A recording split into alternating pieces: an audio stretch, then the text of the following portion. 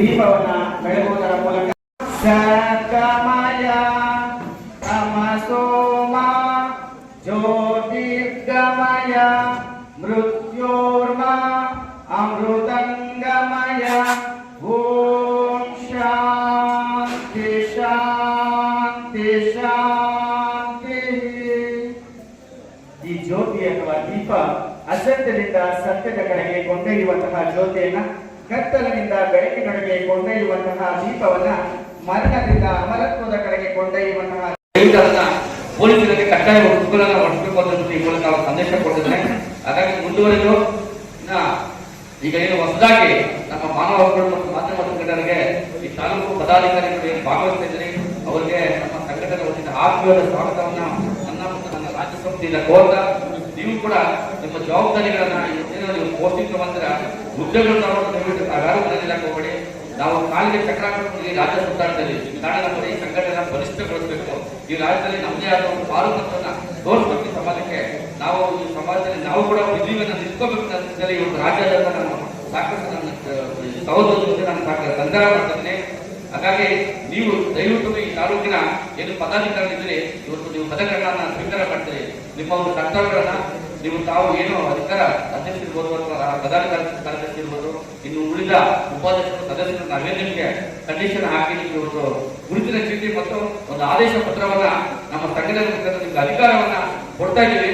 ತಮ್ಮ ಅಧಿಕಾರವನ್ನ ಕಾನೂನು ಚೌಕಟ್ಟಲ್ಲಿ ಎಲ್ಲೂ ಕೂಡ ಕಾನೂನಿನ ವಿರುದ್ಧವಾಗಿ ನಡ್ಕೊಳ್ಳದೆ ಸಂಘಟನೆಗೆ ದಯವಿಟ್ಟು ಕಪ್ಪು ಚುಕ್ಕಿನ ತರದೆ ನಿಮ್ಮ ಲೆಟರ್ಗಳನ್ನ ಮಿಸ್ಯೂಸ್ ಮಾಡ್ಕೊಳ್ಳದೆ ಒಳ್ಳೆ ಉತ್ತಮ ಸೇವೆಯನ್ನ ಸಮಾಜಕ್ಕೆ ತಮ್ಮಿಂದ ಹಾಕಿ ತಾವನ್ನು ಜವಾಬ್ದಾರಿ ತಗೊಂಡು ಉತ್ತಮ ರೀತಿಯಲ್ಲಿ ನೀವು ಇನ್ನೂ ತಾಲೂಕಿನ ಜಿಲ್ಲೆಯಿಂದ ರಾಜ್ಯ ಮಟ್ಟಕ್ಕೆ ಬರುವಂತದ್ದು ಆ ಮಟ್ಟಕ್ಕೆ ತಾವೆಲ್ಲರೂ ಕೂಡ ಕಲಿಸ್ಕೊಳ್ಳಿ. ನಿಮ್ಮ ಒಂದು ತಾಲೂಕಿನ ಇರ್ತಕ್ಕಂಥ ಎಲ್ಲ ಹೋಬಳಿಗಳಿದ್ದಾವೆ, ಆ ಹೋಬಳಿಗಳಲ್ಲಿ ಈ ಒಂದು ಸಂಘಟನೆಯ ಎಲ್ಲ ಪದಾಧಿಕಾರಿ ಹೋಬಳಿ ಕಮಿಟಿಗಳನ್ನ, ಪಂಚಾಯತಿ ಕಮಿಟಿಗಳನ್ನ, ಒಂದು ಗ್ರಾಮ ಶಾಖೆ ಕಮಿಟಿಗಳನ್ನ ಮಾಡುವಂತ ದಯವಿಟ್ಟು ಪರಿಸರಾಗಿ ನಿಮ್ಮ ಜೊತೆಗೆ ನಾವು ಸದಾ ಇವತ್ತು ರಾಜ್ಯ ಸಮಿತಿ ಜೊತೆಗಿರುತ್ತೆ. ಜೊತೆ ವಿಶೇಷವಾಗಿ ನಾವು ಅವಕಾಶ ಮಾಡಿಕೊಡ್ತೇವೆ. ಜೊತೆಗೆ ಈ ಸಭೆಯಲ್ಲಿ ನನ್ನ ಕಾರ್ಯಕ್ರಮ ಇನ್ನೊಬ್ಬರ ಬಗ್ಗೆ ಹೇಳಿ ಬಯಸ್ತಾರೆ. ಇಲ್ಲಿ ಮಾಯಿಸ್ತಾರ ಅಂತ ಅವರು ರವಿನು ರಾಜ್ಯಸಭಾ ನಿರೀಕ್ಷಕರು, ಅವರು ರಿಟೈರ್ಡ್ ಅಧಿಕಾರಿಗಳಾಗಿರ್ತಾರೆ. ಬಹುಶಃ ಅವರು ವೈಯಕ್ತಿಕ ಕುಟುಂಬ ಬಹಳ ಉತ್ತಮವಾಗಿದೆ, ತುಂಬಾ ಸುಖಕರವಾಗಿದ್ದಾರೆ. ಆದ್ರೆ ವಿಶೇಷವಾಗಿ ನಮ್ಮ ಸಂಘಟನೆಗೆ ತುಂಬಾ ಬೆಂಬಲವಾಗಿತ್ತು. ಬಹಳಷ್ಟು ಸಂಘಟನೆಗಳು ತೋರಿಸ್ಕೊಂಡಿದ್ರು ಕೂಡ ಅದನ್ನೆಲ್ಲವೂ ಬದಿಗೊತ್ತಿ ಇವರಿಗೆ ನಮ್ಮ ಪುತ್ರಗಳಾಗಿರ್ಬೋದು, ಆಗಿರ್ಬೋದು, ನಮ್ಮ ಶ್ರೀನಿವಾಸಗಳಿರ್ಬೋದು, ಇವರ ನಮ್ಮ ಮಹಿಳಾ ಘಟಕದ ನನ್ನ ಅಕ್ಕತೆಗಳಿರ್ಬೋದು, ಸಾಕಷ್ಟು ತಲೆ ಎಲ್ಲವೂ ಕೂಡ ಅರ್ಪಿಸಿ ಈ ಒಂದು ತಾಲೂಕು ಗೌರಿ ತಾಲೂಕಲ್ಲಿ ಅವರು ಬೆನ್ನಾಲ ಬಂದಿದ್ದಾರೆ. ಅವ್ರನ್ನ ವಿಶೇಷವಾಗಿ ತುಂಬಾ ಆತ್ಮೀಯ ಅಭಿನಂದನೆ ಮತ್ತೊಮ್ಮೆ ಅನ್ಸಲಿಕ್ಕೆ ಬಯಸಿದ್ದಾರೆ. ಅದರಿಂದ ಅಂಬೇಡ್ಕರ್ ಅವರು ಅವತ್ತೇ ಹೇಳಿದ್ರು, ನೀವೇನೇ ಪಡ್ಕೊಳ್ಬೇಕಾದ್ರೂ ಹೋರಾಟದಿಂದ ಮಾತ್ರ ಇಲ್ಲಿ ಪ್ರತಿಯೊಂದನ್ನು ಕೂಡ ಪಡ್ಕೊಳ್ಳಿಕ್ಕೆ ಸಾಧ್ಯ.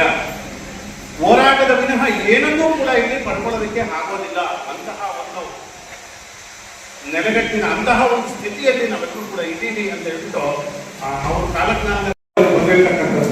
ಯಾಕಂದ್ರೆ ಎಲ್ಲರಿಗೂ ದೇವರ ಬಗ್ಗೆ ಒಂದು ಭಯ ಭಕ್ತಿ ಕಂಡುಕೊಳ್ಳೋದಿರುತ್ತೆ. ಆ ವಿಷಯನೇ ನಾವು ಯಾವುದ್ರ ಬಗ್ಗೆ ಜಾಸ್ತಿ ನಾವು ನಂಬಿಕೆ ಇಟ್ಟಿರ್ತೀವೋ ಆ ವಿಷಯದ ಬಗ್ಗೆನೇ ಎಲ್ಲ ಅವಶ್ಯಕತೆಗಳು, ಅವಕಾಶಗಳು ಅಥವಾ ಇದು ಆಧಾರಗಳು ಸ್ವಲ್ಪ. ಹಾಗಾಗಿ ಮೋಹನ್ ಹಾಗೂ ಪುಟ್ಟರಂಗಯ್ಯನವರು ಮುದುಕೃಷ್ಣ ಅವರು ಮನೆಗೆ ಬಂದು ಈ ಒಂದು ಮಾನವ ಹಕ್ಕುಗಳ ಮತ್ತು ಮಾಧ್ಯಮ ಸಂಘಟನೆಯ ಒಂದು ಉದ್ಘಾಟನಾ ಸಮಾರಂಭಕ್ಕೆ ನೀವು ಬರಬೇಕು ಅಂತ ಹೇಳಿ ಇದು ಮಾನವ ಹಕ್ಕುಗಳು ಮತ್ತು ಮಾಧ್ಯಮ ಸಂಘಟನೆಯ ಕಾರ್ಯವೈಖರಿ ಅಂತ ನಾನು ಕೇಳಿದಾಗ ಅವರು ಒಂದು 4-5 ವಿಷಯಗಳನ್ನು ಹೇಳಿದರು. ಅದೇನಂತಂದ್ರೆ ಹಕ್ಕುಗಳ ಉಲ್ಲಂಘನೆ ಆಗುವುದನ್ನು ತಡೆಯುವುದು, ಹಕ್ಕುಗಳ ಉಲ್ಲಂಘನೆ ಆಗದಂತೆ ರಕ್ಷಣೆ ನೀಡುವುದು, ಹಕ್ಕುಗಳ ಉಲ್ಲಂಘನೆ ಒಳಗೊಂಡವರಿಗೆ ನೆರವು ನೀಡುವುದು, ಭಾರತದ ಸಂವಿಧಾನದಿಂದ ಖಾತರಿಪಡಿಸಲಾಗಿರುವ ಅಥವಾ ಅಂತಾರಾಷ್ಟ್ರೀಯ ಒಡಂಬಡಿಕೆಗಳಲ್ಲಿ ಸೇರಿಸಲಾಗಿರುವ ಮತ್ತು ಭಾರತದಲ್ಲಿ ಜಾರಿಗೊಳಿಸಬಹುದಾದ ಜೀವನದ ಸ್ವಾತಂತ್ರ್ಯದ ಸಮಾನತೆ ಮತ್ತು ವ್ಯಕ್ತಿಯ ಘನತೆಯ ಹಕ್ಕುಗಳ ಮಾನವ ಹಕ್ಕುಗಳು. ಎಲ್ಲವ ಮಾನವ ಜೀವಿಗಳು ಹುಟ್ಟಿನಿಂದ ಘನತೆ ಮತ್ತು ಹಕ್ಕುಗಳು ಪ್ರತಿಯೊಬ್ಬರಿಗೂ ಯಾವುದೇ ತರಹದ ತಾರತಮ್ಯ ಇಲ್ಲದೆ ಹಕ್ಕುಗಳನ್ನು ಮತ್ತು ಸ್ವಾತಂತ್ರ್ಯವನ್ನು ಹೊಂದುವ ಕಾನೂನುಗಳನ್ನು ಉಳ್ಳವನಾಗಿದ್ದಾನೆ ಅಂತ ಹೇಳಿ ಇನ್ನೂ ಅನೇಕ ಪಾಯಿಂಟ್ಗಳನ್ನ ನನಗೆ ಹೇಳಿದ್ರು. ನನಗೆ ಆಗಲೇ ಅನ್ನಿಸ್ತು ಇವರ ಆಶಯ ಏನು ಅಂತ ಹೇಳಿದ್ರೆ, ಅಂದು ಸಂವಿಧಾನವನ್ನು ಬರೆದಿರ್ತಕ್ಕಂಥ ಅಂಬೇಡ್ಕರ್ ಆಶಯ ಏನಿದೆ ಅದೇ ಆಶಯಕ್ಕೆ ಒತ್ತು ಕೊಡುವ ನಿಟ್ಟಿನಲ್ಲಿ ಈ ಸಂಘಟನೆಯನ್ನ ಪ್ರಾರಂಭ ಮಾಡಿದ್ದಾರೆ. ನನಗೆ ಬಹಳ ಸಂತೋಷ ಆಗ್ತಾ ಇದೆ ಈ ಒಂದು ಉದ್ಘಾಟನೆಯಲ್ಲಿ ನಾನು ಪಾಲ್ಗೊಳ್ಳೋದಕ್ಕೆ. ಯಾಕೆ ಅಂತ ಹೇಳಿದ್ರೆ, ಈಗಾಗಲೇ ಹೇಳಿದಾಗೆ ಅಂಬೇಡ್ಕರ್ ಆಶಯಗಳಿಗೆ ಒತ್ತು ಕೊಡುವಂತ ಒಂದು ಕಾರ್ಯಕ್ರಮವನ್ನ ನೀವು ಈ ಸಂಘಟನೆ ಮುಖಾಂತರ ಮಾಡಲಿಕ್ಕೆ ಹೊರಟಿದ್ದೀರಾ. ಇದು ಬಹಳ ಸಂತೋಷದ ವಿಷಯ. ನನ್ನ ಅನಿಸಿಕೆಯಲ್ಲಿ ಅಶಕ್ತರಿಗೆ ಅಂದ್ರೆ ಸಾಮಾಜಿಕವಾಗಿ, ಆರ್ಥಿಕವಾಗಿ, ಶೈಕ್ಷಣಿಕವಾಗಿ, ಸಾಮಾಜಿಕವಾಗಿ ಬಹಳ ದುರ್ಬಲರಾಗಿರ್ತಕ್ಕಂಥ ಒಬ್ಬ ಮಾನವರಿಗೆ ಅವನ ಹಕ್ಕನ್ನು ತಿಳಿಸಿಕೊಟ್ಟು ಅವನಿಗೆ ಕಾನೂನಿನ ಅರಿವನ್ನು ಮೂಡಿಸಿ ಅವನಿಗೆ ಸಿಗಬೇಕಾದಂತ ಎಲ್ಲ ಸೌಕರ್ಯಗಳನ್ನು ಸಿಗುವ ನಿಟ್ಟಿನಲ್ಲಿ ನೀವು ಕೆಲಸ ಮಾಡ್ತೀರಿ ಅಂತ ನಾನಂತೂ ಭಾವಿಸ್ತೀನಿ. ಈಗಾಗಲೇ ಅರುಣ್ ಕುಮಾರ್ ಅವರು ಬಹಳ ಸ್ಪಷ್ಟವಾಗಿ ಈ ಸಂಘಟನೆಯ ದೇಶಗಳನ್ನ ತಿಳಿಸಿದ್ರು.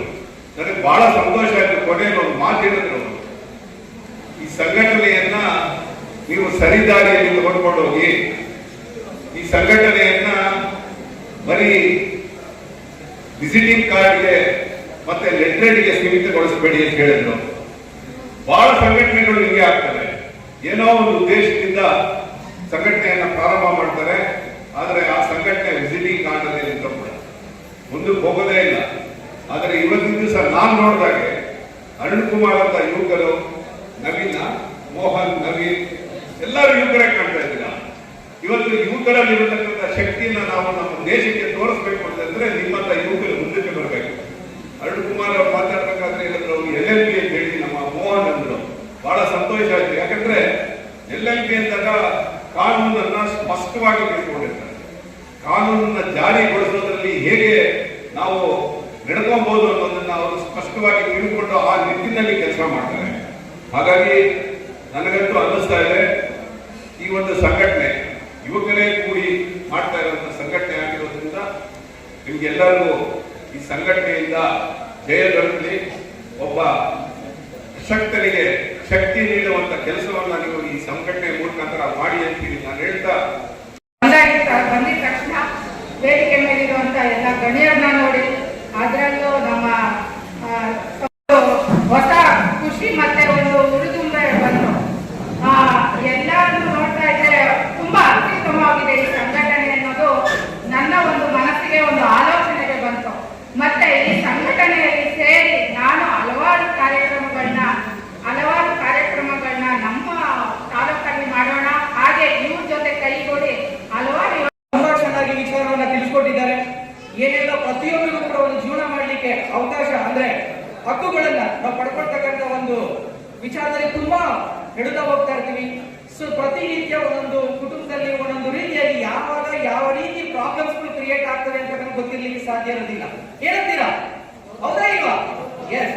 ಸೊ ಎಕ್ಸಾಂಪಲ್ ಆಗಿ ಹೇಳ್ಬೇಕು ಅಂತ ಹೇಳಿದ್ರೆ ಈ ಒಂದು ಮಾನವ ಹಕ್ಕುಗಳು ಮತ್ತೆ ಮಾಧ್ಯಮ ಸಂಘಟನೆ ಬಗ್ಗೆ ಒಂದು ಪವರ್ ಏನ್ ಹೇಳ್ಬೇಕು ಅಂತ ಹೇಳಿದ್ರೆ, ಯಾಕೆಂತಂದ್ರೆ ನಾನು ಎಲ್ಲ ಅಲ್ಪ ಸ್ವಲ್ಪ ಎಲ್ಲ ಒಂದು ಸಂಘದಲ್ಲಿ ನೋಡ್ಕೊಂಡ್ ಬರ್ತಾ ಇದ್ದೆ ಅಂತಂದ್ರೆ ಈ ಒಂದು ಪೊಲೀಸ್ ಇಲಾಖೆ ಮತ್ತೊಂದ್ರ ಬಗ್ಗೆ ನಾನು ನೋಡ್ಲಿಕ್ಕೆ ಹೋದಾಗ ಬಹಳ ನೆಗ್ಲಿಜೆನ್ಸ್ ಜಾಸ್ತಿ ಆಗ್ತಾ ಹೋಗ್ತಾ ಇದೆ.